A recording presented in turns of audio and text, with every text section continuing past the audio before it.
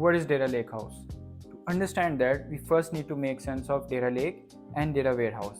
What's the difference? Data lake is just like a dump store where you store all your data. You just dump it and forget it.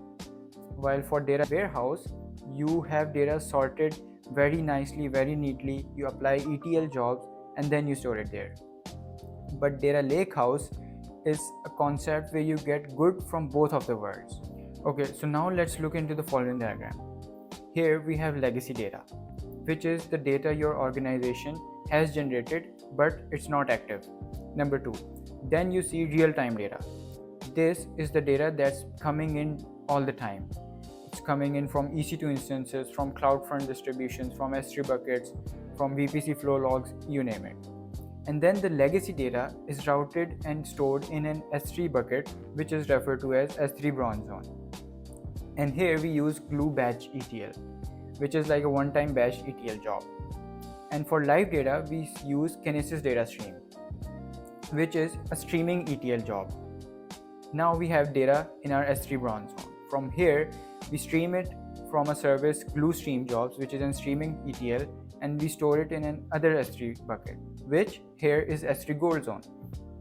And all this data is the real data lakehouse. But before that, we have also applied Apache tables, which are actually Apache Iceberg tables, just like index pages for your novel. You have tons of chapters there. Every time you want to read something or find a chapter, you don't just go through every page, right? That doesn't make sense. You go to the index page and look for the exact page number where you want to read from. This is Apache Iceberg. And then the S3 Gold Zone, which is the actual data lakehouse, integrates with different business intelligence tools like Tableau, Power BI, QLEC, you name it. And then this data is also integrated with different AWS services. Here you can see AWS Athena, which runs SQL queries on our data. AWS EMR, which is for big data queries, for big data transformations. Then we have QuickSight.